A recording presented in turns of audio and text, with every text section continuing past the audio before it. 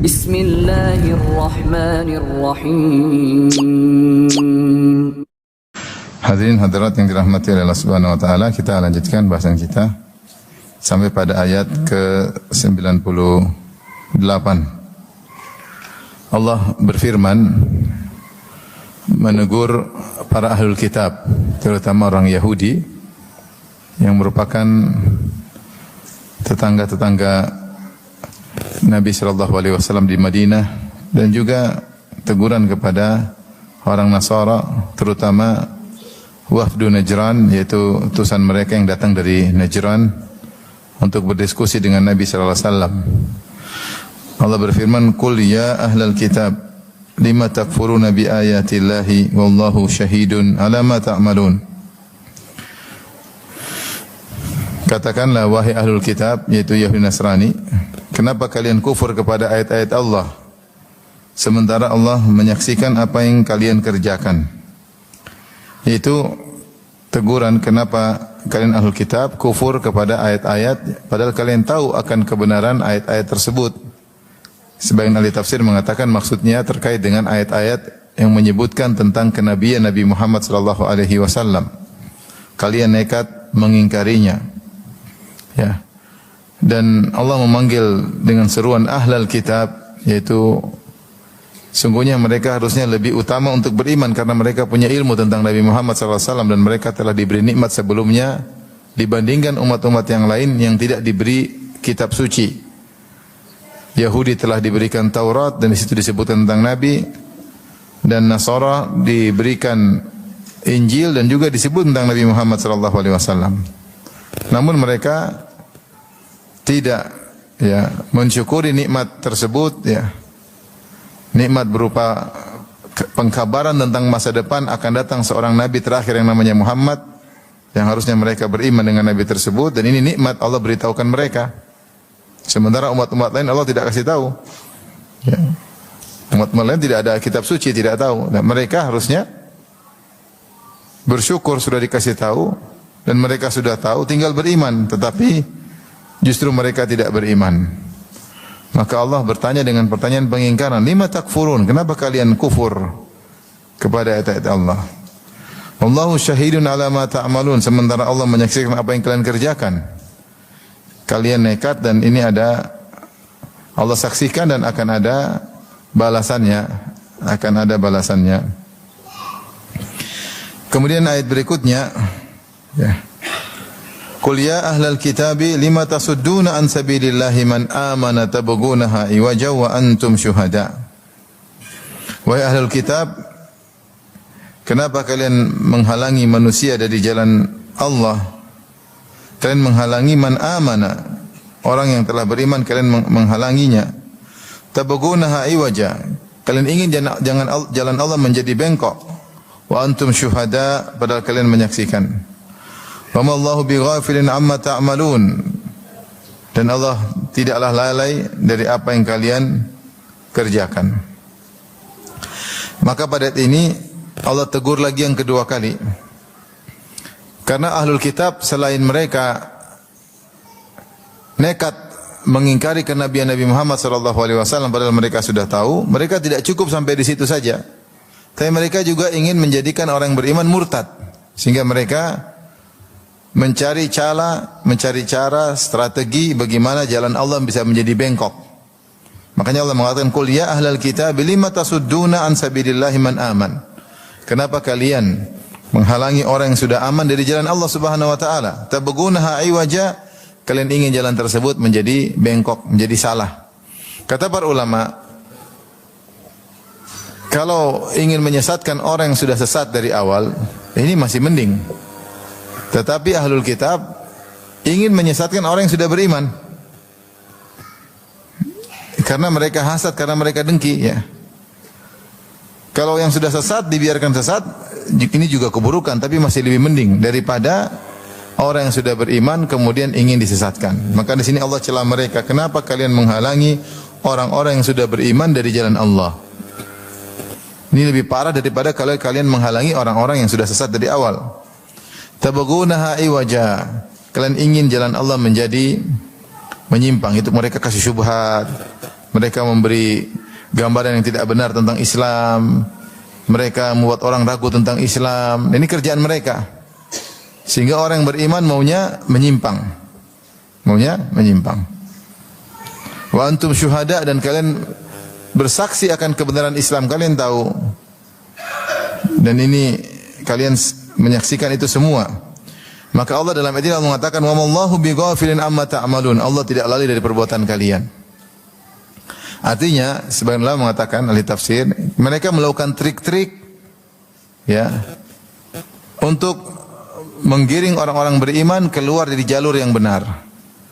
Trik-trik ini Allah tahu, dan Allah tidak lalai dari trik-trik kalian. Allah tidak lalai dari cara kalian ya untuk menggiring orang-orang beriman keluar dari jalan yang lurus.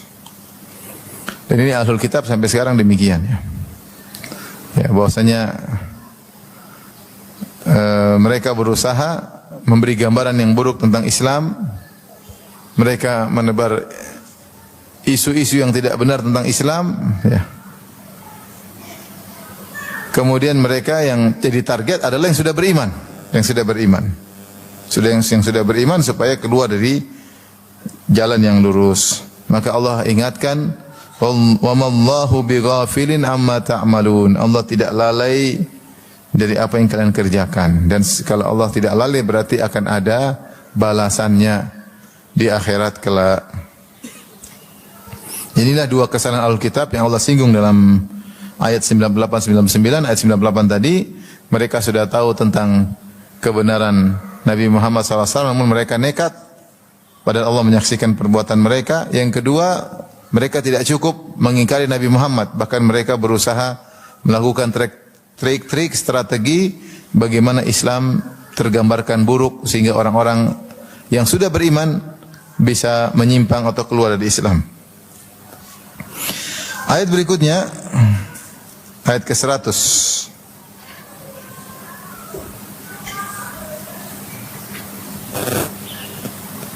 Allah berfirman, ya ayyuhalladzina amanu in tuti'u fariqam minal ladzina utul kitaba yaruddukum ba'da imanikum kafirin.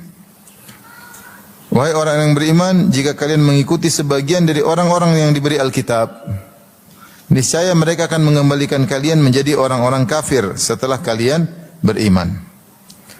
Allah ingatkan, memberi peringatan kepada orang-orang beriman tentang perbuatan sekelompok orang-orang Ahlul Kitab yang bekerja keras agar kalian bisa murtad kembali.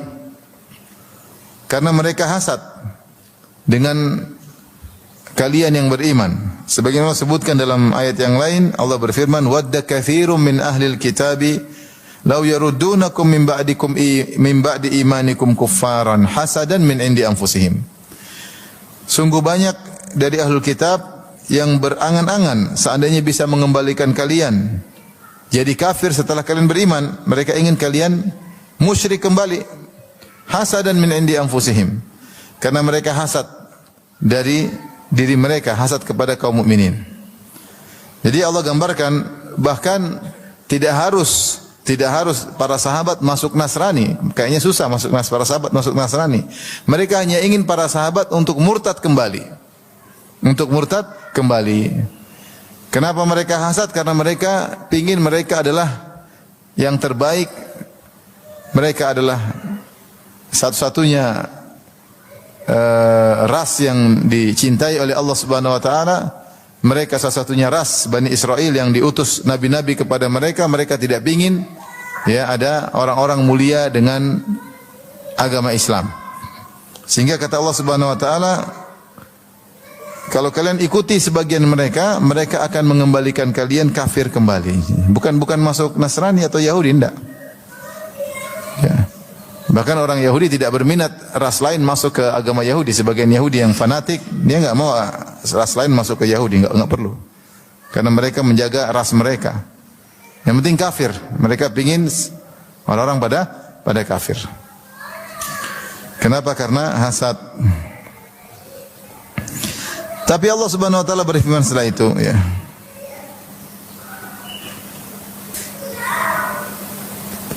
Wa kaifa takfuruna wa antum tutla alaikum ayatullah. Usaha mereka untuk buat kalian murtad akan gagal dan terbukti gagal nanti di zaman Nabi SAW.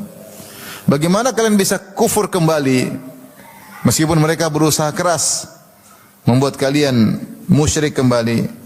Sementara wa antum tutla alaikum ayatullah wa fikum rasuluh. Sementara ayat-ayat Allah dibacakan kepada kalian dan di tengah-tengah kalian ada Rasulullah sallallahu alaihi wasallam. Wa may ya'tasim billahi faqad hudiya ila siratim mustaqim. Siapa yang berpegang teguh kepada Allah, kepada agama Allah, maka dia telah diberi petunjuk kepada jalan yang lurus. Ayat ini untuk mempupuskan cita-cita ahlul kitab untuk menjadikan para sahabat murtad, musyrik kembali. Karena Allah menjelaskan bagaimana kalian bisa murtad kembali. Wa kaifa takfuruna wa antum tutla alaikum ayatullah. Sementara Al-Quran dibacakan kepada kalian. Ini dalil bahwasanya para sahabat mendapatkan kemuliaan yang tinggi. Kenapa? Karena Al-Quran dibacakan kepada mereka. Bahkan yang bacakan langsung adalah Nabi SAW. Kemudian yang menunjukkan juga keutamaan para sahabat dan mereka tidak bakalan kafir kata Allah Subhanahu wa taala meskipun ahlul kitab Yahudi berusaha memurtadkan mereka kembali. Kata Allah wa fikum rasuluh, dan di antara tengah-tengah kalian ada Rasulullah sallallahu alaihi wasallam. Maka para ulama mengatakan ayat ini menunjukkan akan istimewanya para sahabat dan mereka tidak murtad. Meskipun ahlul kitab berusaha memurtadkan mereka. Karena ada dua keutamaan. Yang pertama, mereka dibacakan ayat-ayat Allah. Itu Nabi bacakan kepada mereka. Mereka saling baca di antara mereka. Dan ayat-ayat Allah membawakan keimanan. Yang kedua, di tengah-tengah mereka ada Rasulullah. Maka inilah keistimewaan sahabat yang tidak didapatkan oleh generasi-generasi setelahnya. Makanya para sahabatlah generasi yang terbaik. Kenapa? Karena ayat-ayat turun kepada mereka. Ayat-ayat turun terkait mereka. Bayangkan mereka melakukan suatu aktivitas sosial, tahu-tahu ada yang salah, turun ayat, tegur mereka. Tuhan langsung turunkan ayat, tegur mereka. Tentu suasana keimanan yang sangat luar biasa. Terjadi kegiatan, kejadian, perkara peristiwa-peristiwa terjadi, terus turun ayat mengomentari peristiwa-peristiwa tersebut, menegur atau membimbing, atau memberi kabar gembira, sehingga iman mereka luar biasa. Jadi generasi yang pertama kali menerapkan ayat-ayat Allah adalah generasi para sahabat. Generasi yang ayat-ayat turun tentang mereka adalah generasi para sahabat. Kemudian yang kedua ada Rasulullah yang membimbing langsung mereka. Wa fikum rasuluh. Makanya Allah mengatakan bagaimana kalian mau murtad sementara di tengah kalian ada Rasulullah sallallahu alaihi wasallam. Mereka lihat langsung akhlak Nabi, mereka lihat langsung bagaimana perangai Nabi, mukjizat Nabi mereka lihat langsung.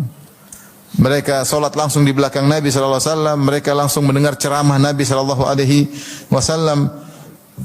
Maka para sahabat susah untuk murtad. Berbeda dengan generasi-generasi setelahnya yang tidak mendapatkan keutamaan tersebut.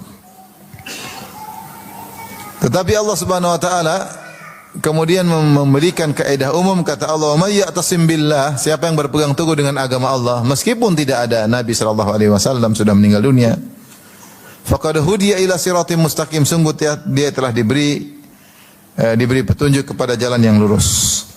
Maka ini ikhwan, meskipun ayat ini terkait dengan para sahabat yang di mana Nabi masih hidup di tengah-tengah mereka dan Al-Qur'an turun kepada mereka, namun kalau kita meniru mereka, istilahnya kita berusaha baca Al-Quran setiap hari. Kita berusaha mempelajari hadis-hadis Nabi setiap hari. Seringlah, bukan mungkin setiap, tapi sering kita belajar hadis-hadis Nabi. Sering kita pelajari ayat-ayat Allah. Berpegang teguh agama Allah, maka niscaya dengan izin Allah tidak akan mengalami namanya murtad. Ya. Karena di antara penghalang murtad adalah membaca Al-Quran dan menelaah sunnah-sunnah Nabi SAW. Dan berpegang teguh kepada agama Allah Subhanahu wa taala. Jadi meskipun orang-orang Yahudi begitu semangat, bercita-cita agar para sahabat bisa murtad, namun mereka tidak bisa memurtadkan para sahabat karena tadi keistimewaan para sahabat. Al-Qur'an turun kepada mereka, Nabi bacakan langsung ayat-ayat kepada mereka, Nabi praktekkan langsung Al-Qur'an kepada mereka, mereka yang langsung praktekkan ayat-ayat Allah Subhanahu wa taala. Allah langsung tegur mereka, Allah langsung bimbing mereka, Allah langsung arahkan mereka.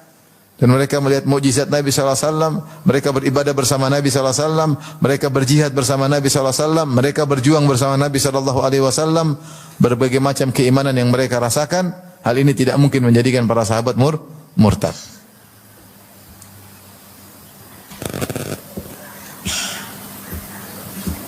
Jadi iman mereka sangat tinggi. Nah, kalau kita baca tentang kisah para sahabat sungguh menakjubkan ya. Seperti Abbad bin Bishr radhiyallahu taala ketika perang bersama Nabi sallallahu alaihi wasallam, dia salat malam ketika sedang di masa perang, malam hari berhenti, dia salat malam. Dia bertugas menjaga, kemudian salat malam. Tahu-tahu dia dipanah. Panah pertama dia lanjutkan salatnya. Anak panah kedua dia lanjutkan salatnya. Anak panah ketiga kena tubuhnya, baru dia berhenti salat. Maka ditegur oleh Ammar bin Yasir, "Kenapa kau tidak bangunkan saya?" Ammar bin Yasir tidur waktu gantian mereka. "Kenapa kau tidak bangunkan saya?" Dia bilang, "Saya sedang baca surat Al-Kahfi. Saya tidak ingin menghentikan di tengah bacaan." Subhanallah, di panah masih terus baca apa? Surat Al-Kahfi. Kalau kita lihat, Masya Allah, luar biasa bagaimana kenyamanan mereka salat. Dalam salat mereka nyaman, sampai terkena anak panah masih lanjutkan apa? Salat. Mungkin kita bingung kok bisa demikian, tapi enggak usah bingung kalau tahu sebabnya. Kata pepatah Arab, "Idza urifa sabab batala al-ajab." Kalau diketahui sebab maka tidak usah heran.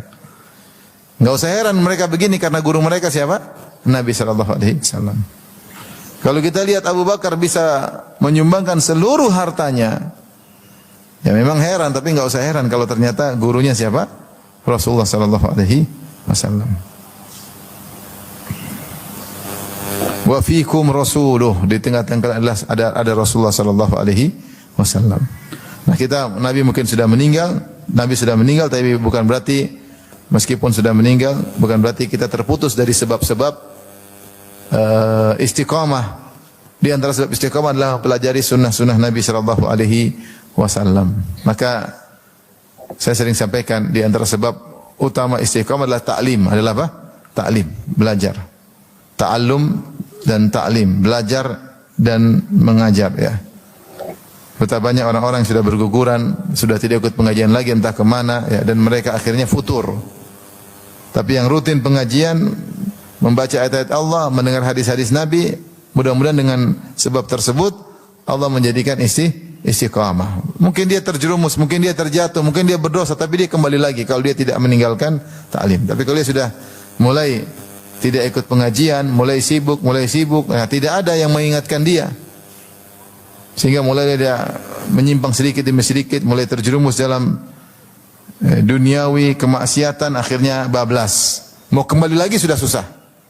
Lain halnya kalau menyisihkan waktu untuk mendengar ayat-ayat Allah, mendengar hadis-hadis Nabi, ada peringatan, ada refresh, sehingga dia dengan izin Allah bisa istiqamah.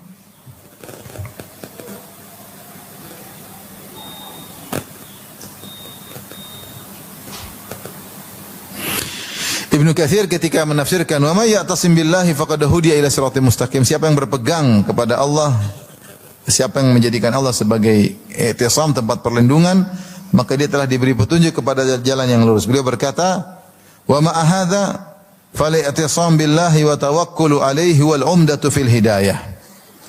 Meskipun dibacakan Al-Qur'an, meskipun ada Rasulullah di tengah-tengah kalian, tetapi ketahuilah sumber hidayah adalah berpegang teguh dan tawakal kepada Allah. Ya. Wal uddatu fi muba'adatil ghawayah wal wasilatu ila rasyad, dan juga tentunya berusaha untuk menjauhkan sebab-sebab kesesatan dan menempuh wasilah menuju jalan yang benar dan seterusnya. Jadi kata beliau, benar ayat-ayat Allah diturunkan, ada nabi di tengah kalian, tetapi yang buat kalian selamat dari kemurtadan, dari kembali kepada kekufuran adalah al-i'tisam billah, bertawakal kepada Allah Subhanahu wa taala. Mau saya ketika kita selalu juga ikut pengajian, jangan juga kita terlalu jumawa, terlalu pede, menang ikut pengajian insyaallah selamat. Enggak, tetap itu hanya sebab. Yang tetap agar kita selamat bersandar kepada siapa? Allah. Karena hati ini sangat mudah berubah. Kita di zaman ini sangat mudah, apa yang kita nonton, apa yang kita lihat, apa yang kita dengarkan bisa benar-benar merubah hati kita dalam hitungan detik, ya. Kita lihat sesuatu, hati kita bisa berubah. Kita dengar sesuatu, hati kita bisa berubah. Oleh karenanya penyelamat sesungguhnya adalah wa may ya'tasim billah, siapa yang berpegang teguh kepada Allah, itu tawakal kepadanya, maka itulah yang menyelamatkannya. Taib ayat berikutnya Allah Subhanahu wa taala berfirman, "Ya ayyuhalladzina amanu taqullaha haqqa tuqatih wa la tamutunna illa wa antum muslimun." Wahai orang beriman, bertakwalah kepada Allah dengan takwa yang sebenar-benarnya. Wa la tamutunna illa wa antum muslimun, dan janganlah kalian meninggal kecuali kalian dalam kondisi Islam, ya. Yaitu apa itu takwa? Kata Ibnu Mas'ud radhiyallahu taala anhu tentang makna takwa, an yuta'a fala yu'sa, yaitu Allah ditaati dan tidak dimaksiati. Wa an yuzkar fala yunsa, zikir kepada Allah dan tidak dilupakan, ingat kepada Allah dan tidak dilupakan. Wa an yushkar fala yukfar, senantiasa bersyukur kepada Allah dan tidak dikufuri. Ini kesimpulan dari Ibnu Mas'ud tentang makna takwa. Karena makna takwa banyak, ya. Intinya takwa itu menjalankan ketaatan, meninggalkan kemaksiatan. Itu namanya takwa. Takwa kalau disebutkan secara sendirian, maknanya adalah menjalankan ketaatan, menjauhi larangan. Kalau disebutkan dengan kebajikan albir, maka takwa khusus meninggalkan maksiat. Seperti firman Allah, wa ta'awanu 'alal birri wat taqwa. Ya, saling tolong menolong kalian dalam kebajikan, ketakwaan. Maksudnya kebajikan dalam melakukan kebaikan, ketakwaan maksudnya meninggalkan kemaksiatan. Tapi kalau takwa disebut sendiri, maka menggabungkan kedua-duanya. Maka seperti firman Allah, ya ayyuhalladzina amanu taqullaha, wahai orang beriman bertakwalah. Maksudnya kerjakanlah perintah-perintahnya dan jauhilah larangan-larangannya. Ibnu Mas'ud menyimpulkan, bagaimana cara menjalankan ketaatan, meninggalkan larangan? Caranya an yuta'a fala yu'sa, ditaati jangan dimaksiati.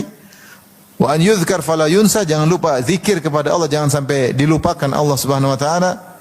Wa an yushkar fala yukfar, dan senantiasa bersyukur kepada Allah, jangan ingkar, jangan lupa dengan kenikmatan-kenikmatan yang Allah berikan.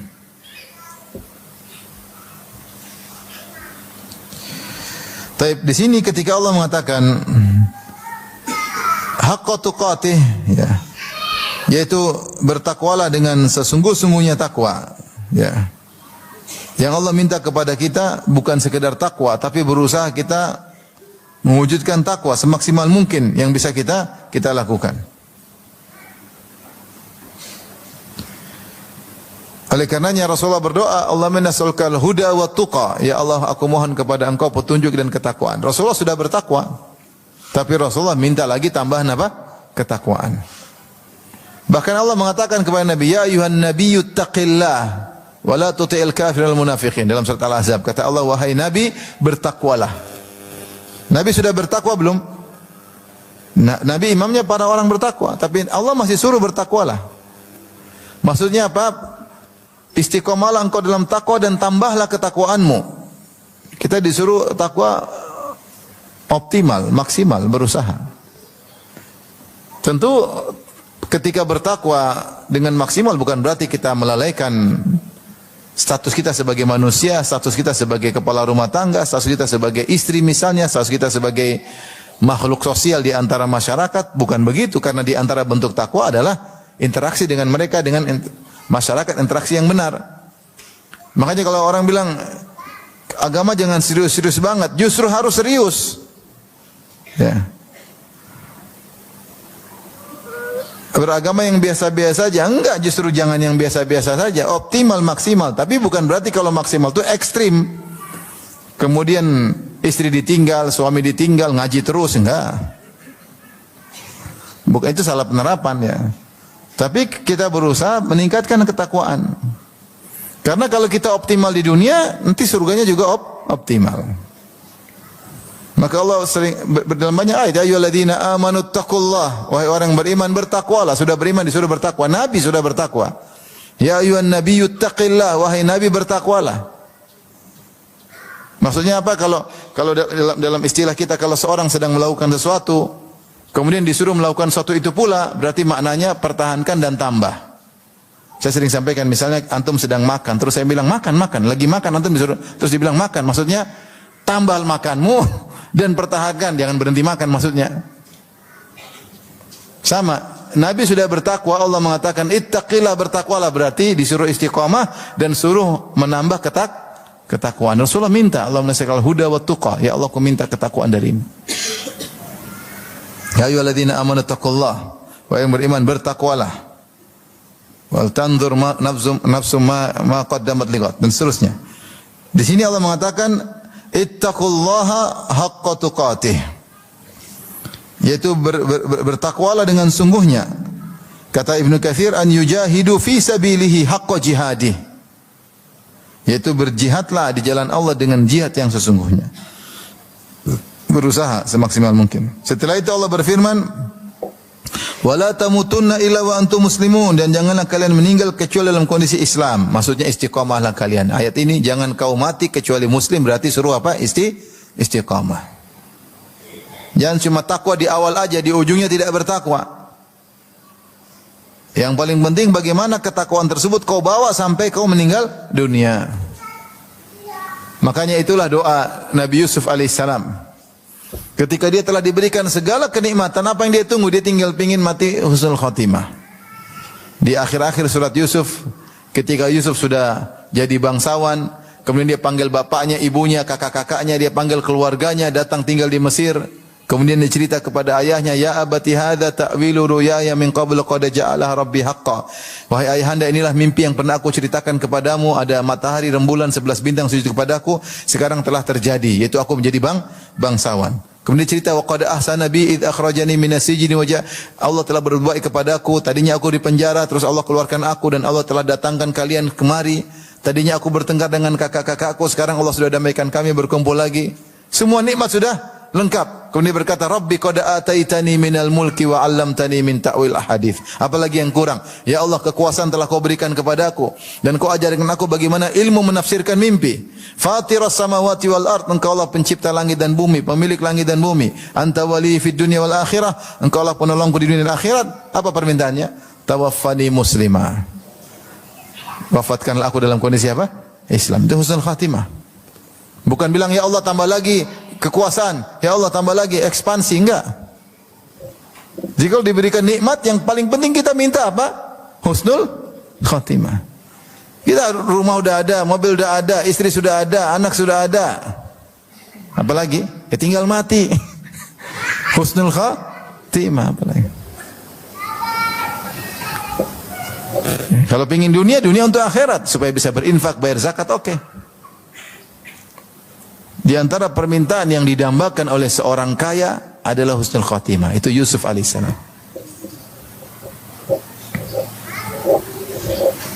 Ustaz, kebutuhan saya masih banyak, belum seperti Nabi Yusuf. Maksud saya, banyak orang kalau diberi kekayaan, mereka tidak pikir husnul khatimah, mereka pikir bersenang-senang, bertambah-tambah lagi senang-senang. Sementara Yusuf alaihissalam ketika diberi kekuasaan, dia minta apa? Husnul khatimah. Dan Allah mengatakan, wala tamutunna illa wa antum muslimun, jangan kalian meninggal kecuali dalam kondisi Islam. Maka seorang berusaha istiqamah. Istiqamah bukan berarti dia tidak pernah dosa. Siapa sih tidak pernah dosa? Siapa tidak pernah? Mustahil. Kullu bani Adam khata'. Manusia pasti melakukan dosa-dosa. Wa khairul khata'ina tawabun, dan sebaik-baik pendosa adalah yang bertobat. Kita tidak disuruh tidak pernah berdosa, kita disuruh istiqamah, tapi meskipun kita istiqamah, kita pasti terjatuh. Kata Allah Subhanahu wa taala, istaqimu walan tuhsuh. Istiqamahlah kalian dan kalian tidak bakalan mampu, kata Nabi. Pasti ada terjatuh, pasti. Siapapun dia. Tetapi kalau jatuh segera bangun. Segera kembali ke jalan yang lurus sampai bertemu dengan Allah Subhanahu wa taala. Tapi bagaimana cara untuk bisa meninggal dalam kondisi Islam? Ibnu Katsir rahimahullah menyebutkan beberapa hadis terkait dengan ayat ini. Wala tamutunna illa wa antum muslimun. Janganlah kalian meninggal kecuali dalam kondisi Islam. Di antaranya, ya, karena kata beliau, perkataan indah. Beliau berkata menafsirkan ayat ini, ai hafizu alal Islam fi hali sihhatikum. Jagalah Islam kalian ketika dalam kondisi sehat. Wa salamatikum, dan kemudian dalam kondisi selamat, tidak banyak problem, tidak banyak musibah, selamat. Litamutu alaihi, agar kalian meninggal di atas Islam tersebut. Kenapa beliau menyebutkan sebab fa innal karima qad ajra adatahu bi karamihi. Karena al-karim yaitu Allah yang maha mulia telah menjalankan sunnah-sunnahnya, yaitu menjalankan tradisinya, kebiasaannya. Apa kebiasaan Allah? Annahu man asha ala syai'in mata alaihi. Siapa yang hidup di atas sesuatu kegiatan, dia akan meninggal di atas kegiatan tersebut. Wa man mata ala syai'in bu'itsa alaihi. Siapa yang meninggal di atas sesuatu tersebut, maka dia akan dibangkitkan di atas sesuatu tersebut. Fa'iyadzan billahi min khilafi dzalik. Semoga Allah melindungi kita dari yang tidak ya perkara yang buruk. Jadi di antara kata Ibnu Katsir, agar kita bisa meninggal dalam kondisi Islam, maka biasakan Islam tersebut dijaga. Karena siapa yang biasakan menjaga Islam, dia akan meninggal. Orang yang setiap hari mungkin ke masjid, salat berjamaah, insyaallah meninggal baik-baik, insyaallah meninggal baik. Tapi orang yang senantiasa maksiat, hari ini maksiat ini, besok maksiat ini, besok maksiat ini, sering ke diskotik, sering joget-joget, sering riba, sering ini, sering buka aurat, sering membangkang suami, matinya juga begitu. Matinya juga biasa. Siapa yang sering mabok-mabok, kalau tidak dapat petunjuk, matinya biasanya juga mirip seputar itu. Seputar itu. Oleh karena jaga diri kalian agar kalian meninggal di atas kondisi kalian yang biasanya. Karena al-karim qad ajra adatahu annahu man 'asha 'ala syai' mata 'alaihi. Karena Allah telah menjalankan kebiasaan Allah, siapa yang biasanya hidup di atas satu kebiasaan, maka dia akan meninggal di atas kebiasaan tersebut. Mengerikan. Teman saya cerita ada orang kompleks lagi main judi, mati juga main judi. Tangannya kaku, lagi pegang kartu. Main judi. Betapa banyak orang berzina meninggal dalam kondisi sedang berzina. Betapa banyak orang riba meninggal dalam kondisi masih pelaku praktisi riba.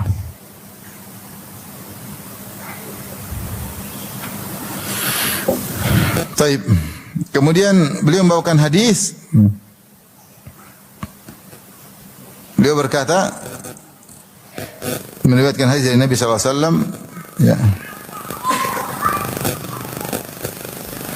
Rasulullah bersabda, "Man ahabba an yuzahza 'anil nar wa yadkhulul jannah." Siapa yang ingin diselamatkan dari neraka jahanam masuk surga, faltudrikhu maniyatuhu. Hendaknya dia meninggal dalam kondisi apa? Wa huwa yu'minu billahi wal yawmil akhir, dalam kondisi beriman kepada hari akhirat.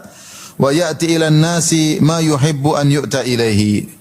Dan dia melakukan kepada manusia apa yang dia suka jika dilakukan kepadanya. Ini di antara sebab husnul khatimah, menjaga keimanan. Yang kedua, berakhlak mulia. Nabi sebut ini sahih Muslim.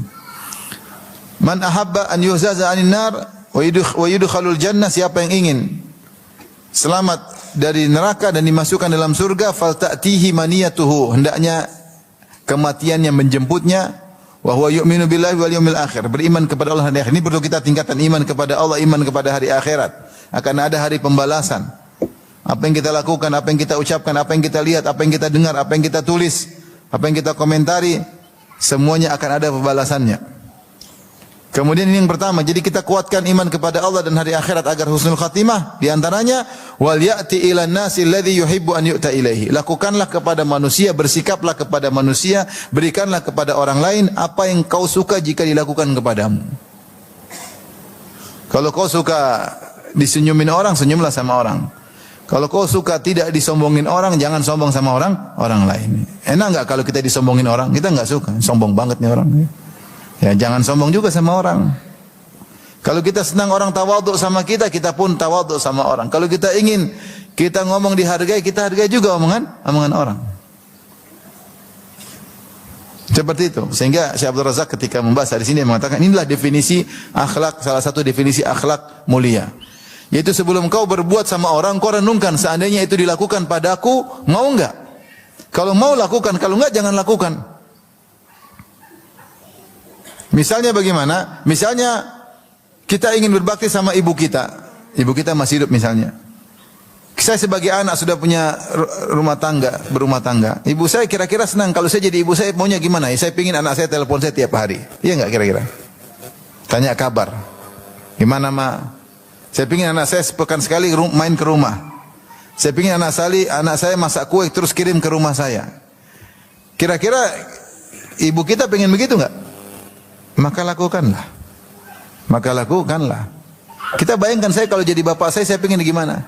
Ya pengen ditelepon tanya kabar, Abi bagaimana kabarnya? Ya. Senang orang tua tuh gengsi. Mana bilang sama anaknya telepon saya ya? Mana dia mau? Dia nggak mau bilang begitu. Kita pikir aja kalau saya jadi Abi saya gimana kira-kira? Dia telepon aja nggak usah disuruh apa? Telepon. Itu namanya akhlak yang mulia. Masih sering bilang ada seorang menyesal. Dia sadar bahwasanya selama ini dia kurang berbakti kepada orang tuanya. Kenapa? Ketika dia sudah tua, anaknya sering bilang, Abi mau ini enggak? Misalnya Abi mau bakso enggak? Dia enggak enak, dia bilang enggak. Padahal dia mau. Cuma dia enggak enak, dia bilang enggak. Abi mau ini enggak? Enggak. Dia baru sadar, ternyata dia juga dulu sering nawarin abinya begitu. Harusnya enggak usah tawar, langsung belikan aja bakso. Kalau abinya enggak mau dia yang makan, harusnya begitu kan? Tapi kalau tanya dulu, Abi mau ini enggak? Abi mau anu enggak? Yang ditawarin doang. Namanya abinya mungkin kalau namanya orang apa ya, kadang-kadang enggak enak digituin, makanya dia bilang enggak usah. Enggak usah. Enggak apa-apa kok Abi enggak perlu, padahal dia perlu. Orang tua segan sama kita. Sementara kita kalau minta sama orang tua enggak pernah segan. Minta. Maka setelah itu dia sadar ternyata saya dulu kurang berbakti. Karena orang tua saya enggak pernah minta-minta. Dan bukan berarti dia enggak pernah minta kemudian kau tidak kasih, ya. Betapa banyak orang tua menderita anaknya cuekin dia sekarang. Anaknya enggak urusin dia, enggak pernah telepon dia, enggak pernah kunjungin dia, seakan-akan sudah lupa. Dari sebagai orang tua udah sibuk dengan keluarganya, sibuk dengan anaknya. Orang tua paling senang apa? Paling senang kalau dia punya cucu dibawa di rumah. Benar senang enggak? Makanya kalau kita udah punya anak, kita bawa anak kita ke orang tua kita. Dia senang lihat cucunya. Nah, kalau wanita agar bisa husnul khatimah, berakhlak mulia sama suami, kira-kira suami maunya gimana ibu-ibu? Suaminya itu mau kalau dipanggil sayang, dalam itu senang itu. Iya. Apa bi? Apa sih bi? Dalam. Iya bi, yang halus ngomongnya. Suami maunya apa? Suami maunya istrinya melayani suaminya, dimanja. Abi ada yang sakit biar Umi pijit gitu kan senang. Ini kenapa bi? Bengkak. Sudah bi ke dokter bi. Maksudnya kan jangan dulu begitu. Kenapa bi? Aduh masya Allah. Kenapa bi? Sabar ya bi. Ya begitu senangnya suami. Benar nggak suami-suami? Ayo makanya mampir beli obat. Jadi kita renungkan kalau saya sebagai pihak lelaki apa yang saya sukai, kerjakanlah. Itu namanya istri soleha pingin husnul khatimah. Kita juga laki-laki begini. Kalau istri kita kira-kira istri kita maunya gimana? Istri kita maunya ya kalau kita kemana kita telepon kasih tahu ada kegiatan telepon. Syekh bin Baz rahimahullah, saya dengar itu sudah ulama. Syekh bin Baz rahimahullah, saya dengar dari Syekh Abdul Razak cerita. Syekh bin Baz kalau dia dakwah, dia kemudian sampai suatu tempat dia telepon istrinya. Kalau nggak salah istrinya 3. Dia telepon istri pertama, istri kedua, istri ketiga. Itu satu aja nggak bisa telepon. Maksudnya dia telepon 1, 2, 3. Karena dia tahu yang disenangi istri adalah kontak. Kita kontak. Mungkin kita nggak belikan hadiah, tapi kalau kita kontak menunjukkan kita perhatian sama dia. Jadi perlu kita berenungan sebentar aja, nggak salah lama. Istri saya maunya gimana sih? Ya. Kadang kita misalnya safar. Istri pingin ada sesuatu dibawa, meskipun barang murahan, belikan kue kayak, belikan apa kayak, kue pia kayak, keripik apa kayak, keripik Minang kayak apa kayak, nggak mahal-mahal ya, tidak harus emas. Kalau bisa sih oke sih, tapi kalau nggak bisa, mau dipaksain ya. Tapi dia kalau ada sesuatu dia bawa dia senang, bukan masalahnya harga kue tersebut, tapi perhatian suami membelikan sesuatu buat dia. Perempuan kan gitu, baper. Ini karena kita perlu sedikit perenungan. Kalau kita ingin husnul khatimah, lakukan yang terbaik bagi di sekeliling kita. Kita punya pembantu, kira-kira apa yang bisa kita pembantu senangnya bagaimana? Pembantu senangnya gimana? Gaji jangan telat. Kalau dia kerja capek dikasih bonus, ya kan begitu. Ya kita lakukan. Seandainya saya di posisi dia jadi pembantu bagaimana? Saya ingin husnul khatimah nih. Kalau saya jadi pembantu, saya apa yang saya inginkan? Saya inginkan majikan saya tidak ngomel-ngomel sama saya. Kemudian kalau kasih gaji pada waktunya, kalau ada makanan enak juga dikasih, kan begitu. Kalau saya kerja keras lebih daripada biasanya dikasih bonus, pembantu betah. Pembantu betah. Ya. Oleh karenanya di antara cara untuk husnul khatimah, wa ya'ti ilan nasi ma yuhibbu an yu'ta ilaihi. Dia melakukan kepada orang lain apa yang dia suka jika dilakukan pada dirinya. Masing-masing bertakwa kepada Allah dalam bersikap kepada tetangganya, pada orang tuanya, kepada kakaknya, kepada adiknya. Jangan kita cuek ya. Kita ingin cari pahala. Di antara sebab pahala di husnul khatimah adalah bersikap yang terbaik kepada orang di hadapan kita. Kemudian juga di antara hadis yang disebut oleh Ibnu Katsir tentang sikap agar kita husnul khatimah, kata Nabi SAW, la yamutanna ahadukum illa wa huwa yuhsinu dhanna billahi azza wa jalla. Hadis riwayat Muslim. Janganlah sekali-sekali salah seorang dari kalian meninggal kecuali dalam kondisi berbaik sangka kepada Allah Subhanahu wa taala. Maka seorang berusaha berbaik sangka ketika akan meninggal dunia. Jangan suudzon. Wah, bakalan diazab nih kayaknya. Jangan suudzon. Rugi suudzon sama Allah. Sementara Allah mengatakan ana inda dhanni abdi bi falyadhunna bi abdi ma syaa. In dhanna bi khairan falahu wa in dhanna bi syarran falahu. Aku tergantung persangkaan hambaku kepadaku. Hendaknya hambaku berprasangka kepadaku yang dia sukai. Kalau dia berprasangka baik, bagi dia kebaikan. Kalau dia berprasangka buruk kepadaku, bagi dia keburukan. Cuma ingat Ibnu Qayyim mengatakan dalam kitab Al-Jawabul Kafi, susah orang untuk husnudzan kepada Allah kalau dia suka membangkang, kalau dia suka maksiat. Susah. Tapi kalau orang dekat sama Allah, dia mudah husnudzan. Kita kalau dekat sama ibu kita atau sama seorang kita dekat, kita tahu kasih sayangnya kita rasakan, kita nurut sama dia, kita mudah husnudzan, tenang. Ibu sayang sama saya, insyaallah ibu tidak marah, insyaallah kan. Begitu pula kalau walillahil matsalul a'la, bagi Allah perumpamaan lebih tinggi. Kalau kita dekat sama Allah, kita baca Qur'annya, kita salat malam, kita ingat kepadanya, kalau salah kita menangis istighfar kepadanya, kita bisa husnudzan. Allah baik, insyaallah baik. Tapi kalau kita maksiat membangkang, husnudzan susah. Kata Ibnu Qayyim rahimahullah, susah. Makanya kalau kita terkena musibah susah untuk husnudzan, kita bawaannya suudzan. Dan musibah paling berat kalau mau meninggal dunia. Enggak gampang mau husnudzan. Betapa banyak orang disuruh ingat Allah, dia enggak mau ingat Allah. Betapa banyak orang suruh ingat Allah, meninggal malah nyanyi. Malah bicara dagangan. Karena jarang ingat Allah, selalu bicarakan dagangan, jarang zikir. Jadi enggak ingat. Dia ingat dagang ini harganya sekian, harga sekian. Itu yang dia pikirkan. Menghusnudzan bagaimana kepada Allah. Maka di antara cara husnudzan, cara husnul khatimah adalah husnudzan kepada Allah ketika akan meninggal dunia. Menggabungkan adalah khauf dan raja, berharap kepada Allah dan takut dengan azabnya.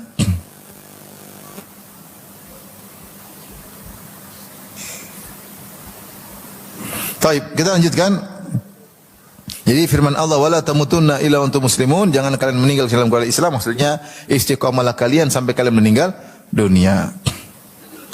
Dari sini kita tahu janganlah kita ujub dengan apa yang kita punya sekarang. Iman kita sekarang alhamdulillah kita bersyukur kepada Allah. Kondisi kita sekarang alhamdulillah kita wanita berjilbab, ikut pengajian, tapi kita enggak boleh ujub, kita enggak tahu ujung kita. Karena Allah perintahkanlah istiqamah sampai meninggal apa? Dunia. Tapi di antara istiqamah tadi baca ayat Allah, tawakal kepada Allah, baca hadis Nabi SAW. Ayat berikutnya, wa tasimu bihablillahi jami'an wa la tafarraqu. Hendaknya kalian memegang tali Allah seluruhnya dan jangan berpecah belah.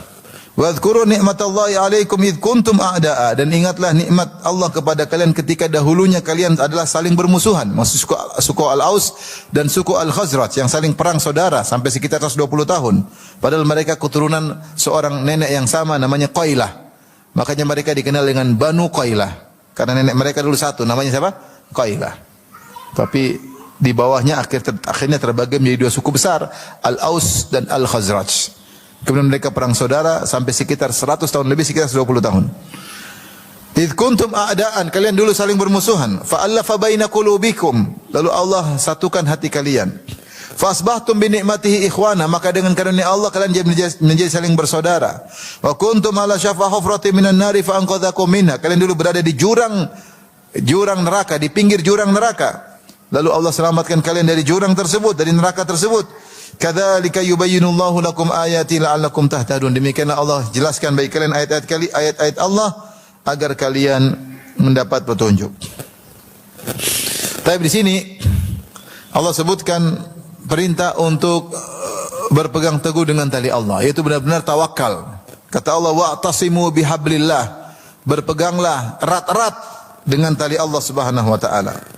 Sebagian ulama seperti Tahir bin Asyur mengatakan maksudnya tali ibarat seperti orang mau tenggelam atau orang mau jatuh, kemudian diulurkan tali dari atas, kemudian dia pegang. Gimana kira-kira dia pegang? Dia akan pegang dengan erat. Bukan pegang sekedarnya.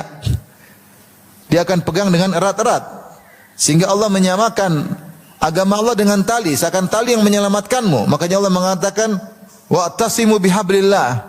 Berpegang teguhlah dengan tali Allah. Bukan asal pegang. Pegang yang benar. I'tisam, benar-benar bersandar, berpegang. Jami'an seluruhnya. Wala tafarraqu, dan jangan saling bercerai-berai. Jangan percerai-beraian, permusuhan, pertikaian, perkara yang merupakan azab. Ya. Makanya dikatakan al-ijtima'u rahmah wal furqatu azab. Berkumpul itu adalah rahmat dan bercerai-berai adalah azab, tersiksa. Ribut itu enggak enak. Allah mengatakan wala tafarraqu, janganlah kalian tercerai-berai. Kenapa?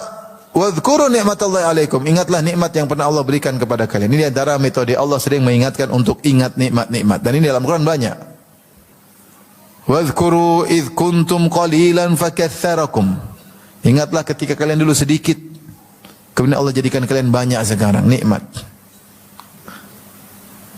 Wadhkuru idh ja'alakum khulafa'a min ba'di qaumi Nuhin wa zadakum fil khalqi bastah. Allah berkata kepada kaum Ad, wahai Hud, katakanlah kepada mereka kaum Ad.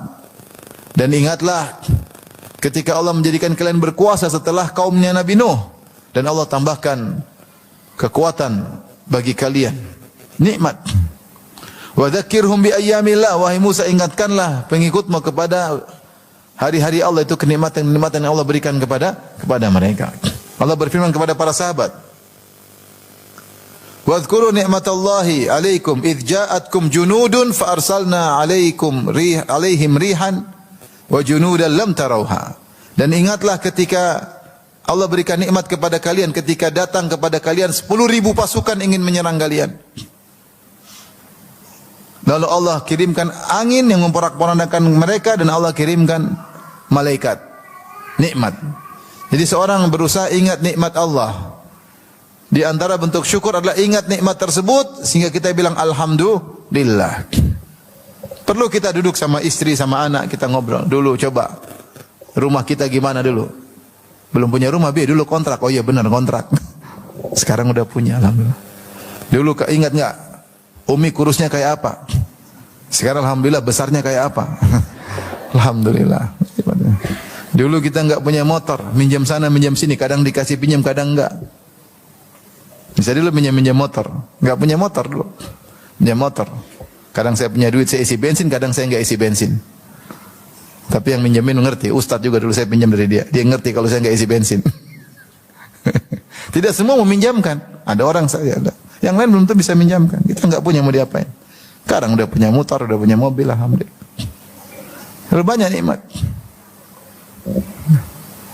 Terlalu banyak nikmat yang Allah berikan kepada kita. Kalau kita bandingkan dengan yang lalu. Maka Allah ingatkan kepada para sahabat, jangan kalian tercerai-berai.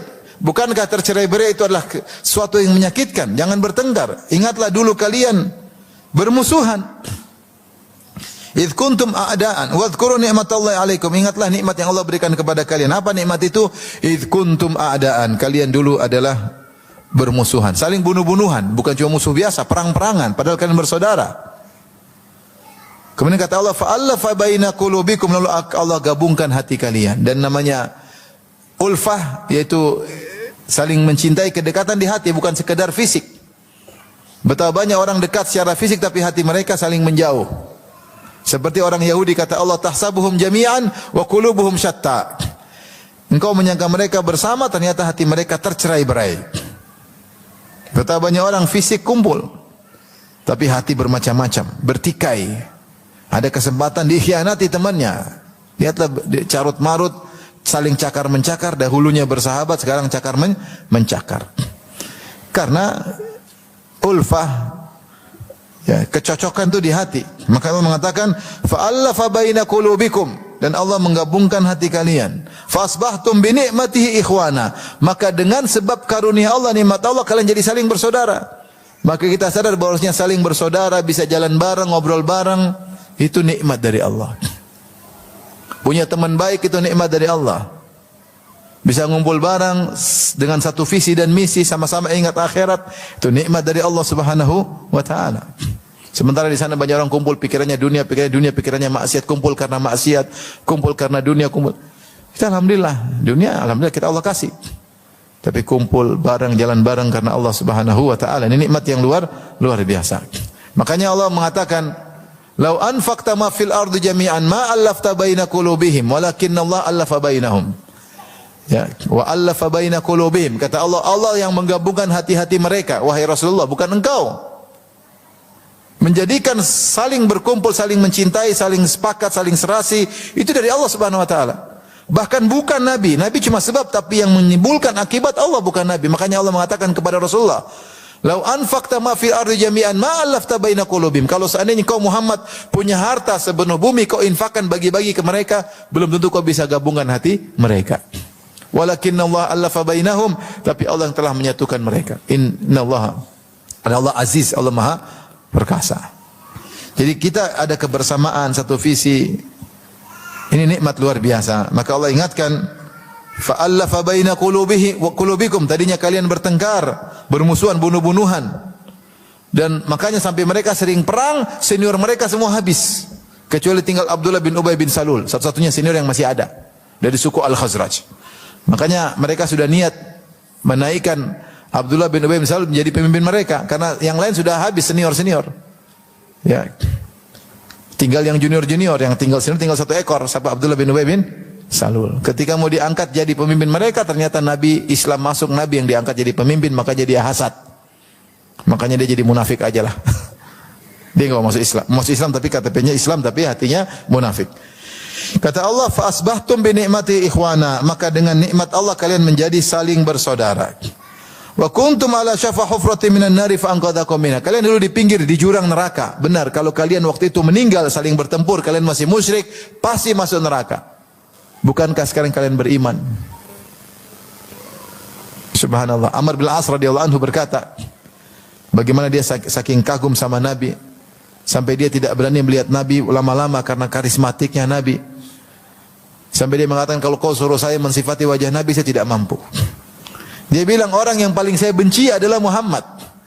Yang saya cita-citakan, saya bisa ketemu Muhammad, saya bunuh dia. Ini yang paling saya inginkan.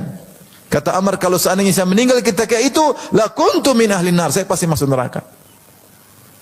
Tapi kemudian Allah beri hidayah kepada aku, masuk Islam, maka jadilah Rasul orang yang paling saya cintai. Subhanallah. Dari mana Allah, siapa yang merubah hati? Allah Subhanahu wa taala. Dan saya tidak mampu melihat Nabi terus lama-lama. Kalau kalian menyuruh aku sifati wajah Nabi, aku tidak mampu. Amr bin As radhiyallahu taala anhu. Ini nikmat, ya.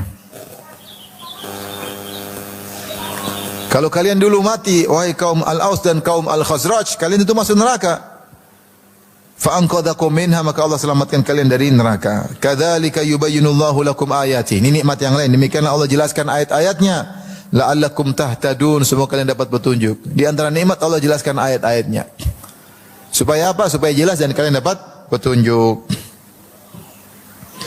Setelah Allah berfirman, "Wal takum minkum ummatu yad'una ilal khairi wa ya'muruna bil ma'ruf wa yanhauna 'anil munkar wa ulaika humul muflihun." Hendaknya ada di antara kalian sekelompok orang di antara kalian yang menyuruh kepada kebaikan dan mencegah kemungkaran. Dan mereka adalah orang yang beruntung. Ini keutamaan dakwah. Keutamaan dakwah. Di antara sebab tidak terjadinya tercerai-berai adalah berdakwah, beramar nahi mungkar. Separuh ulama mengatakan untuk menyatukan visi dan misi. Beramar nahi mungkar itu untuk menyatukan visi dan misi. Sehingga kalau visi dan misi sama tidak bertengkar. Tapi kalau setiap orang dibiarkan sesuai dengan keinginannya, satu punya hawa nafsu, satu punya hawa nafsu, pasti bertengkar. Pasti bertengkar. Di antara sebab agar tidak terjadi pertengkaran, maka ada yang beramar ma'ruf nahi munkar, yang menasihati, mengingatkan. Kalau seorang diingatkan, kalau malas disemangati, dimotivasi, sehingga dia berma'ruf nahi munkar. Dengan adanya amar nahi munkar, kalian akan terjaga. Tapi kalau semuanya diem, yang satu punya hawa nafsu dibiarin, satu berbuat kemungkaran dibiarin, yang akhirnya tercerai-berai cepat atau lambat, hanya sekedar bom waktu. Kalaupun jasad mereka bersatu, hati mereka tercerai-berai. Tapi dengan adanya amar ma'ruf nahi munkar, tawasi bil haq, tawasi bis sabar, saling menasihati, maka terjadi persatuan. Jadi masalah kapan terjadi perceraian? Ketika satu tidak mau menasihati, yang satunya tidak mau dinasihati. Gimana mau jalan bareng? Susah. Dia lihat temannya salah, dia diam aja, ya gimana? Yang temannya juga salah ditegur, tidak mau ditegur. Gimana mau bersatu? Tapi kalau satu mau menasihati, siap menasihati, setiap kita siap untuk dinasihati, maka akan terjadi perdamaian, persatuan. Karena salah satu cara menjaga persatuan adalah amar ma'ruf nahi munkar. Kata Allah, wa ulaika humul muflihun, maka mereka itulah orang-orang yang beruntung. Ini di antara dalil tentang keutamaan berdakwah, mereka meraih al-falah. Al-falah itu kesuksesan. Kalau bahasa kita sukses dunia maupun sukses akhirat. Itu sukses terkait dengan agama. Kemudian kata Allah, wala takunu kalladzina tafarraqu wakhtalafu. Dan janganlah kalian menjadi seperti orang-orang yang tercerai-berai dan berselisih, maksudnya ahlul kitab. Min ba'di ma ja'ahumul bayyinat, setelah datang penjelasan, bukti-bukti yang nyata terhadap mereka, wa ulaika lahum adzabun azim, maka mereka itulah orang-orang yang mendapatkan azab yang pedih. Rasulullah ingatkan kaum sebelum kita, ahlul kitab Yahudi Nasara terpecah belah. Rasulullah bersabda, iftaraqatil yahudu ila 71 firqah. وافترقت النصارى إلى 72 فرقة وستفترق هذه الأمة إلى 73 فرقة كلها في النار إلى واحدة.